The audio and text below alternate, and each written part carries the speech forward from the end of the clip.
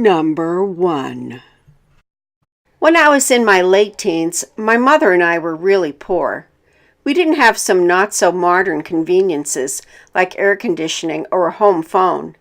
Cell phones at the time were just gaining popularity in my area. Now, there was a payphone about half a mile away down a somewhat busy country highway. I would regularly pick up cans on that highway to make money to obsessively use that payphone. I was a teenager. Talking to boys and my friends was the most important thing in my life. One Saturday, I was waiting for my awesome friend to pick me up, and as such, I ran down to the phone to call her over and over until she showed up.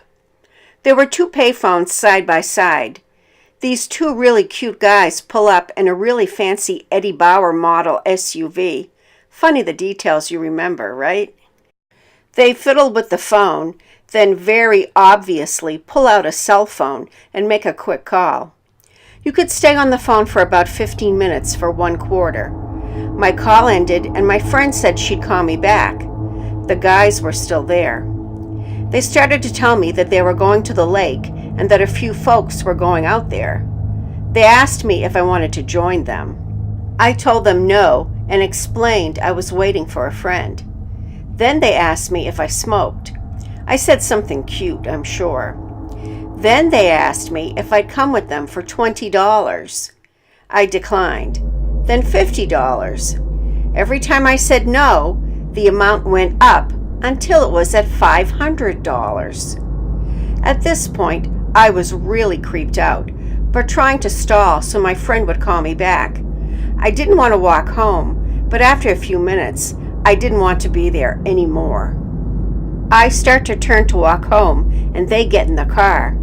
They follow me the whole way to my house, begging me to come party with them. I ran across the highway and up to my driveway and hoped they wouldn't follow me up. They didn't. A week or so later, there was a story about a girl my age that was assaulted by two assailants in my area. While there was no confirmation that it was the same two guys, my town wasn't particularly large, and I had my suspicions. Number 2. I know this is a typical way to start or end a story, but I would definitely behave differently now and dealt with this situation better. It happened over a year ago, and I was in a bad place in my life, struggling with social anxiety, so I wasn't able to defend myself properly. I was just leaving a grocery store as I realized I haven't locked my purse. I stopped in the middle of stairs leading to the shop door to fix that. Suddenly, I felt someone's presence behind my back. I guess I heard someone breathing. Without really looking at the person, I apologized, in a joking, silly me manner, for standing right in the middle of the stairs and blocking everyone. I walked off the stairs. The person behind me turned out to have a man's voice and said it's okay because it's always nice to stand behind such a young, curvy woman, and probably this is his fault because he couldn't stop staring at my booty. As I turned around to communicate that I don't like such compliments unless it's a third date, I noticed the man is quite old, probably in his 70s, maybe his late 60s. So I decided I should just ignore him. There was no point in arguing with an old man. I was a volunteer at a nursing home, and as much as I like old people, I know how strange and difficult they can be. So I ignored him, but he decided to place himself right in front of me and started talking to me. He said he is going to buy some smuggled Russian cigarettes, cheaper because you're not paying any excise tax, and that once upon a time he had a lover just as meaty as me, and so on. I said it's all very interesting and have a nice day, but I'm going home. As I was leaving the conversation, he ran his hand down my back, really gently, almost undetectably. Of course, I wasn't okay with that, but I was already leaving, so I foolishly decided to ignore it, just the way I ignored his compliments. Simply going back home would mean I would have to go the same direction he did, and inevitably showing him where I live. I went the opposite direction and took the longer way home, making sure he is not following me. I wasn't scared of him at that point. It was just like avoiding a conversation with someone you don't like. So I took the longer route. Guess who I met there? Yup, overly friendly old man. He was standing at the other side of the road, waving his hand. It was probably an accidental encounter.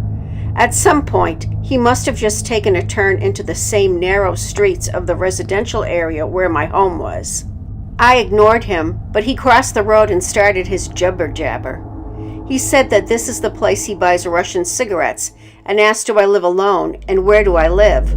I wasn't as friendly as during the previous conversation, letting him know I don't want to talk and I wasn't answering questions, just thinking how to get rid of him. He said that if I live somewhere there, he can visit me sometime and we can... spend time on nice activities. What? Really? He didn't give me any time to decline his courteous offer. He grabbed my boob. He literally took it in his hand and squeezed. I was so shocked. I said nothing. I just took his hand off me and tried to go, but he pushed me on the fence and started to touch me, trying to kiss me on the lips. He was quite strong for an old man. Interesting thing is, he wasn't in fact aggressive. He behaved as if he had no idea that I don't want this to happen. I started pushing him back and saying no repeatedly. I finally pushed him, and we both noticed we are not alone in the street anymore, as there were some women walking, probably yet too far away to see what happened. He didn't try to grab me again. As I was quickly walking away, he called out behind me, as if nothing had happened, as if we were good friends, that he lives here and almost certainly will meet again, and it will be nice to meet me. We never did. Number 3. I remember a time I went on the subway to visit a relative of mine who lived downtown. Most of the time, everyone on there would just mind their own business and made sure not to bother anyone. This time, however, it was terrifyingly different. I was 18 at the time and had gone on the subway on my own for the first time since the rest of my family were already at my relative's house, while I had to come late in order to do some extra studying for an upcoming exam. For a good while, I was able to keep to myself with only my music as company, until we had made another stop that featured a cluster of new people coming into the cart. This included a slightly disheveled man who looked to be in his mid-30s with a loose tie on a plain black t-shirt and a scraggly beard on his face. This man stood out the most from everyone else, so my attention was on him. This was an unfortunate mistake, since his eyes immediately locked with mine when he came in. The non-confrontational person I was, I immediately turned away and went back to looking at my phone. But sadly, the damage was done, since the guy came my way and sat in the spot nearest me. I just attempted to mind my own business as he began to look at me with what I assume was a stare I was meant to notice in order to start a conversation. When this action was not met, he decided to do the next best awkward thing and tap me on the shoulder. I didn't want to seem rude, so I took off one of my earbuds and gave him my undivided, albeit somewhat uncomfortable attention. Hello there. Insert disturbingly flirty smile here. Hi. Insert awkward chuckle here. I couldn't help but notice you were looking at me when I entered. Do you like what you saw? Oh, I don't know. You certainly dress different from everyone else. I really didn't know what to say to this guy. Yeah, I don't follow what society tells me to be.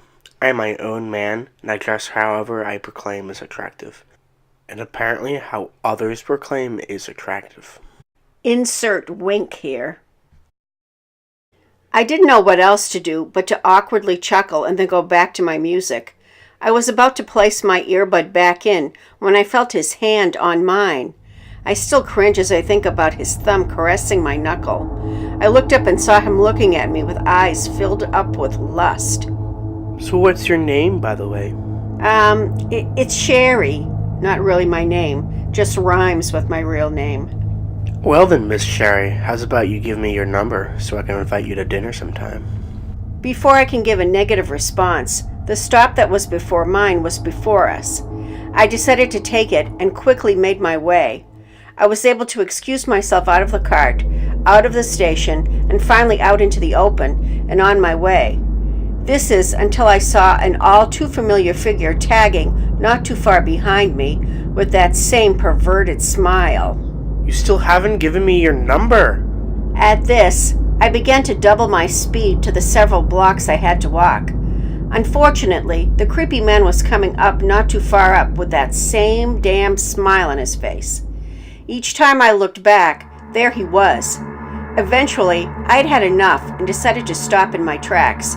I turned his way and looked at him with a pissed-off look he was probably not used to in his victims, since he stopped in his tracks and gave me a shocked expression.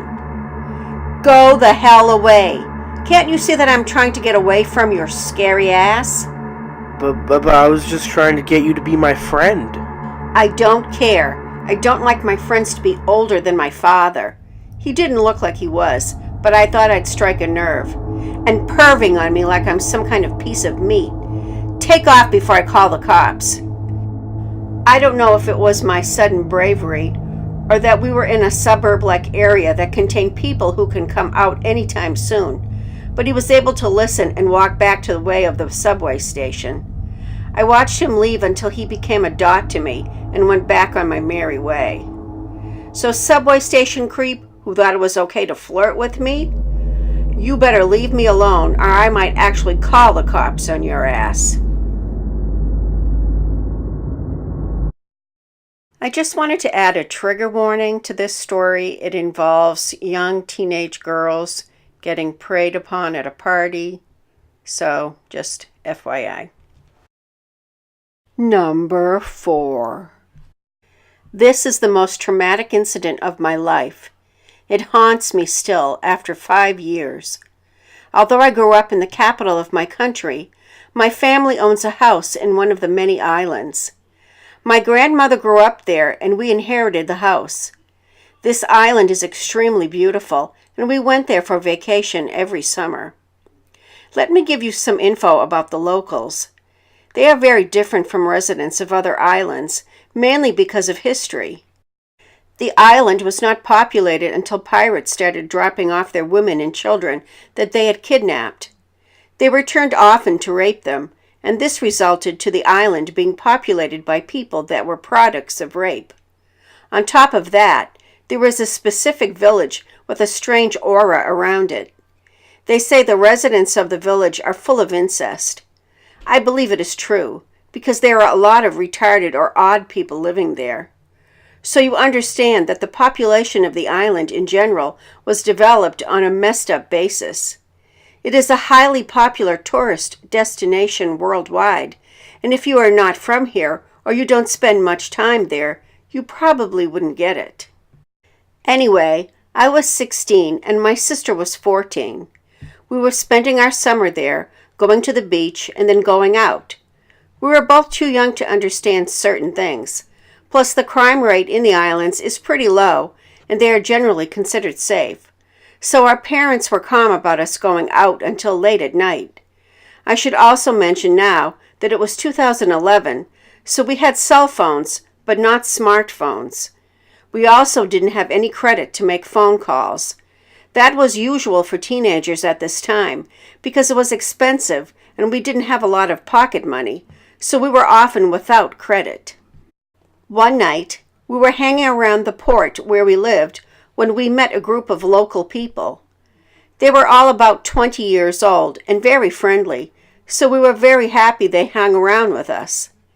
They were 5, 3 guys and 2 girls who were sisters. Their names were Manos, Takis, Stavros, Tina, and Elsa. The girls looked like blonde models, while the guys were the typical local youths with scooters. We were drinking when they suggested that we go to their village, the one I mentioned before, to hang around in the girls' house. The girls had a car, so they drove us there, and the boys followed with their scooters. When we entered the house, me and my sister both realized there was something wrong.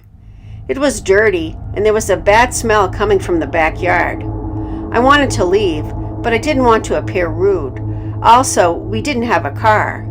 The house was small. The girls showed us around. When we reached the bedroom of their parents, there were bloodstains on the bed. Tina quickly changed the sheets, explaining that their dad got in a fight recently and was bleeding everywhere. She talked like it was normal. I could feel my younger sister's fear next to me. The guys sat in the living room smoking a joint. They'd offered us, but we politely refused.